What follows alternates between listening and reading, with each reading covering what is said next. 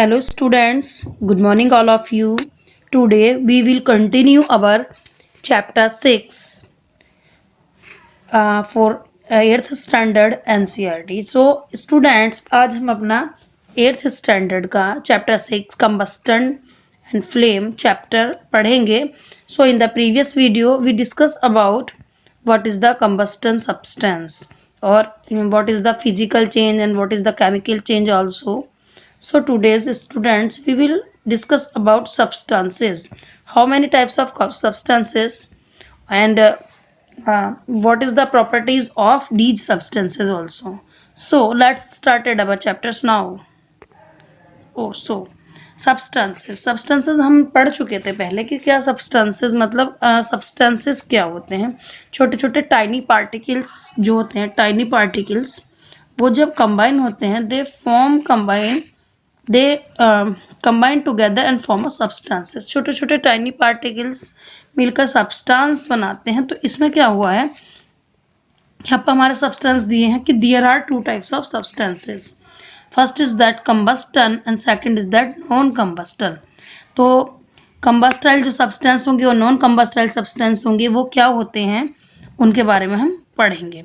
Okay, तो सबसे पहले हम क्या देखते हैं, हम सबसे पहले ये देखेंगे यहाँ कि कंडीशंस रिक्वायर्ड फॉर कंबस्टन. जो कंबस्टन हमारा होगा, हमने पढ़ा कंबस्टेबल और नॉन कंबस्टेबल सब्सटेंसेस. सो जो कंबस्टन होगा, कंबस्टन के लिए कुछ नेसेसरी कंडीशंस होती हैं. हम प्रीवियस वीडियो में भी डिस्कस कर चुके हैं, लेकिन मैं आपको एक बार फिर से क्विक रिमाइंड करा देती हूँ. जो कंबस्टन सब्सटेंस होंगे उसके लिए हमारे 3 कंडीशंस नेसेसरी होंगी. That is the 3 condition are necessary for combustion substances या कंबस्टन. ओके, सबसे पहले होगा कंबस्टाइल सब्सटेंसेस. वो सब्सटेंस कंबस्टाइल होना चाहिए, मतलब ज्वलनशील होना चाहिए. मतलब अगर हम उसको बर्न करते हैं तो फायर वो इजिली कैच कर सके. Second is that supporter of combustion, that is oxygen gas. जी yes, supporter of combustion. Combustion में सपोर्टिंग गैस कौन सी होती है? ऑक्सीजन गैस होती है कंबस्टन में सपोर्टिंग गैस. तो बिना हम जानते हैं कि जो एयर होती है, एयर में क्या होता है हमारा 21% होती है ऑक्सीजन. तो आपने देखा होगा अगर कहीं बर्निंग हो रहा है कोई भी चीज़ तो वहां से एयर पास आउट होती है, तो वो क्या होती है और तेज से जलने लगती है. वहां पर कंबस्टन तेजी से होने लगता है क्योंकि उसके अंदर ऑक्सीजन प्रेजेंट होती है एयर के अंदर. तो इस वजह से क्या होता है, जो हमारी फायर होती है वो क्विकली और फास्ट हो जाती है, क्योंकि कंबस्टन में जो ऑक्सीजन गैस है वो सपोर्टिंग गैस का वर्क करती है. इसकी एक एक्टिविटी है, हम इसको एक एक्टिविटी के थ्रू समझेंगे. नेक्स्ट वीडियो में हम एक्टिविटी के से समझेंगे कि कैसे कंबस्टन में ऑक्सीजन गैस सपोर्टिंग होती है. Okay, next is that ignition temperature. What is ignition temperature? Ignition temperature is that temperature that any substance begin to burn. ignition temperature एक ऐसा टेम्परेचर होता है जिस पर कोई भी सब्सटेंस बर्निंग होना स्टार्ट हो जाता है, वो उसका कहलाता है ignition temperature. You can see in the picture that is the picture of firecrackers. Yes, that is the occasions of Diwali. Diwali के ओकेजन की ये पिक्चर है और यहाँ पे हमने सब्सटेंस लिया फायर क्रैकर. फायर क्रैकर क्या है? कंबस्टन सब्सटेंस है, क्योंकि जैसे ही हम उसको बर्न करते हैं वो फायर मतलब इजीली फायर होना स्टार्ट हो जाता है. तो ऐसे सब्सटेंस क्या होते हैं? कंबस्टन सब्सटेंस कहलाते हैं. और इनको कंबस्टन करने के लिए 3 कंडीशन नेसेसरी होती हैं. मतलब कंबस्टन सब्सटेंस का होना, पहले तो वो जो सब्सटेंस है वही कंबस्टेबल होना जरूरी है. अगर हम बात करते हैं वाटर की कि चलो वाटर ले लेते हैं, वाटर तो water is combustible? Not. Water is not combustible. So हमें कंब्यूशन के लिए क्या करना पड़ेगा? कंबस्टेबल सब्सटेंस लेना पड़ेगा, जैसे कोल हो गया, would, that is the combustible substance, और ऑक्सीजन गैस, और तीसरा हो गया उसका ignition temperature. What it is students? Yes. Next is that, ये तो हम पढ़ चुके हैं कि सब्सटेंस हमारे कंबस्टेबल और नॉन कंबस्टेबल होते हैं. तो इसके बाद अब हम क्या देखते हैं? इसके बाद हम देखते हैं yes substance combustible and non combustible. जो सब्सटेंस हमने देखे हैं अभी कि कंबस्टेबल और नॉन कंबस्टेबल क्या होते हैं. सबसे पहले देखते हैं combustible substance. Combustible substance that catches fire easily. Yes, combustible substance ऐसे सब्सटेंस होते हैं जो फायर को इजीली कैच कर लेते हैं. फॉर एग्जाम्पल हमारा हो गया कैरोसिन और पेट्रोल एक्सेट्रा. अगर लिक्विड फॉर्म्स की बात करते हैं तो जैसे petrol, you can see students in your surroundings and in your homes and outside of your homes also, when we spray some petrol on the ground या on any substances, that अगर हम petrol को किसी भी substance के ऊपर spray करते हैं और जैसे ही मैच बॉक्स उठाकर हम मतलब उस मैच बॉक्स जलाते हैं तो तुरंत ही वो जो ग्राउंड है, वो जो सरफेस है जहाँ पर हमारा पेट्रोलियम का स्प्रे है, वो इजीली फायर को कैच कर लेता है। क्यों? क्योंकि जो केरोसिन ऑयल है या जो पेट्रोल है, ये हमारे बहुत ही कंबस्टेबल सब्सटेंस होते हैं। इनका इग्निशन टेम्परेचर भी बहुत ही लो होता है, तो जल्दी फायर को कैच कर लेते हैं। That is called the combustible substance. Okay, got it students? Yes. Next is that non combustible substance. What is non combustible substance? Substance that does not catch fire easily. ऐसे substances जो easily fire को catch नहीं करते हैं वो कहलाते हैं non combustible. जैसे कि हम इनके नाम से ही जान सकते हैं, that is the non combustible. Okay, अगर हम इनकी एग्जांपल्स की बात करते हैं, ग्लास यानी कि तुम्हारा कांच, और स्टोन यानी पत्थर। ग्लास है, स्टोन है, और भी बहुत सारी चीज़ें ऐसी हो सकती हैं। तो it is called the non combustible substance. Non combustible substance actually में होता है क्या है, ये ऐसे सब्सटेंस होता है, ये तो फायर को बिल्कुल ही मतलब कैच ही नहीं करते, या बहुत ही रेयर केस में, बहुत ही मतलब ऐसी कंडीशन, बहुत ही इनका जो इग्निशन टेम्परेचर होता है वो भी क्या होता है, बहुत ही हाई होता है। बहुत ही मुश्किल से इनमें क्या फायर लग सकती है या कैचिंग करते हैं फायर को, तो that is called the non combustible substance. Okay students, got it? Yes. Next is that ignition temperature. अभी हम बार बार बात कर रहे हैं कि इग्निशन टेम्परेचर, यस, अगर कोई भी सब्सटेंस हो उसको फायर करते हैं हम उसको, तो उसका क्या एक टेम्परेचर होता है, इग्निशन टेम्परेचर होता है। इग्निशन टेम्परेचर होना बहुत ही नेसेसरी होता है, जिससे हम पता भी लगा सकते हैं कि कौन से जो सब्सटेंस है उनका बर्निंग पॉइंट क्या होता है। तो it is the lowest temperature at which substance catches fire.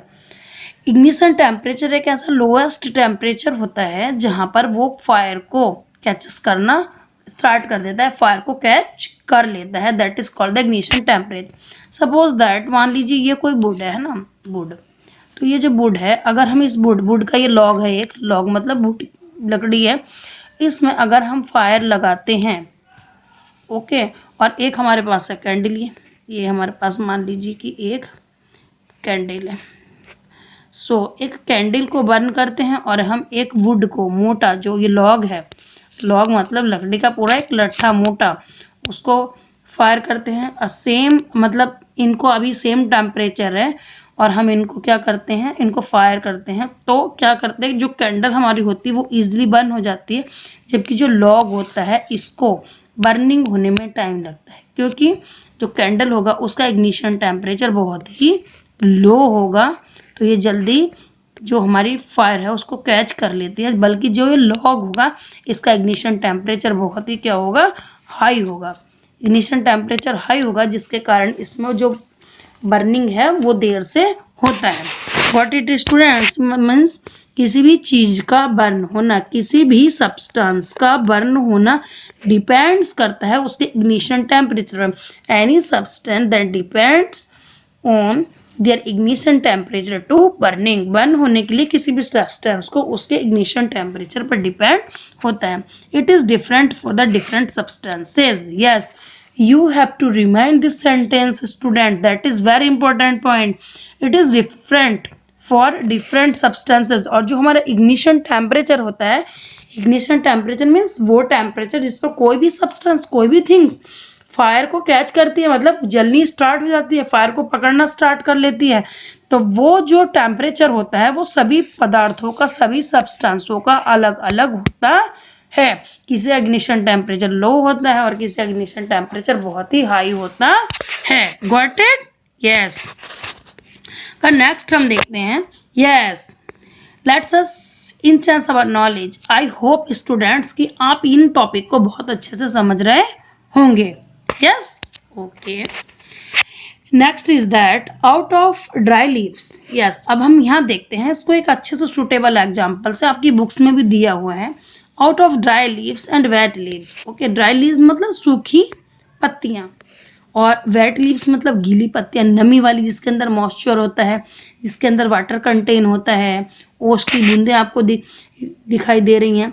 Which catches fire easily. कौन सी ऐसी लीव्स होगी जो फायर को जल्दी इजिली कैच कर पाएगी।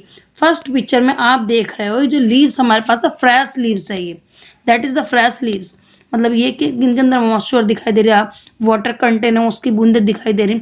और दूसरी जो पिक्चर है नीचे की, ये नीचे की पिक्चर, इसके अंदर क्या है, ड्राई लीव्स है, एकदम सूखी पत्तियां, पेड़ों की बेजान सूखी पत्तियां हैं, ड्राई, एकदम ड्राई लीव्स। मतलब ये कैसे हो गए, जैसे घास के तिनके होते हैं, सूखे बिल्कुल, है ना। स्ट्रॉ ऑफ ग्रास, इस तरह की पत्तियां हैं, सूखी बिल्कुल एकदम। तो अब क्वेश्चन आ रहा है, out of dry leaves and wet leaves which catches fire easily. Yes students, बताइए आप कौन सी जो पिक्चर्स में जो आपको दिख रही हैं, ड्राई लीव्स, वेट लीव्स, कौन सी फायर को जल्दी इजीली कैच करेंगी। Yes, very good. चलो हम पढ़ते हैं।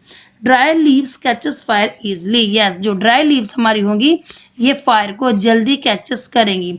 As water present in the wet leaves, जबकि जो हमारी वेट लीव्स होंगी वो फायर को जल्दी कैचेस नहीं करेंगी, क्योंकि wet leaves contain the water और मॉइस्चर, इनके अंदर वाटर कंटेन है, मतलब पानी की मात्रा है। तो wet leaves increase its ignition temperature. तो पानी होने के कारण जो ये हमारी गीली पत्तियां दिखाई देनी, फ्रेश लीव्स, इनके अंदर पानी की मात्रा, अमाउंट ऑफ वाटर होने के कारण इनका जो इग्निशन टेम्परेचर है वो क्या हो गया, इंक्रीज हो गया। इंक्रीज मीन्स इग्निशन टेम्परेचर इनका बढ़ जाता है, हाई हो जाता है। इग्निशन टेम्परेचर क्या हो गया, हाई हो गया। तो इग्निशन टेम्परेचर हाई होने के कारण इनमें जल्दी आग नहीं लग सकती। जबकि जो हमारी ड्राई लीव्स हैं, ड्राई लीव्स के अंदर बिल्कुल सूखी पत्तियां, इनके अंदर कोई मॉइस्चर नहीं, कोई नमी नहीं है, तो इनका जो इग्निशन टेम्परेचर होगा वो क्या होगा, बहुत ही लो होगा। जैसे ही मैच बॉक्स लगाएंगे जल्दी ही क्विकली क्या करेंगे, ये फायर को कैचेस करेंगे और जल्दी बर्न हो जाएंगी। तो अब आई होप स्टूडेंट्स अब आप समझ गए होंगे कि इग्निशन टेम्परेचर कैसे डिपेंड करता है। यानी कि एकदम इग्निशन टेम्परेचर हर सब्सटेंस का अलग अलग होता है। सूखी पत्तियों के अंदर पानी की मात्रा है नहीं, तो इनका इग्निशन टेम्परेचर लो होगा, ये जल्दी बर्न हो जाएंगी। और जो हमारी फ्रेश लीव्स हैं उनका इग्निशन टेम्परेचर क्या होगा, बहुत ही हाई होगा, तो ये जल्दी से ईजिली फायर को कैच नहीं करेंगी। Okay students, got it, okay done. अब एक एग्जांपल से और हम समझते हैं इसको।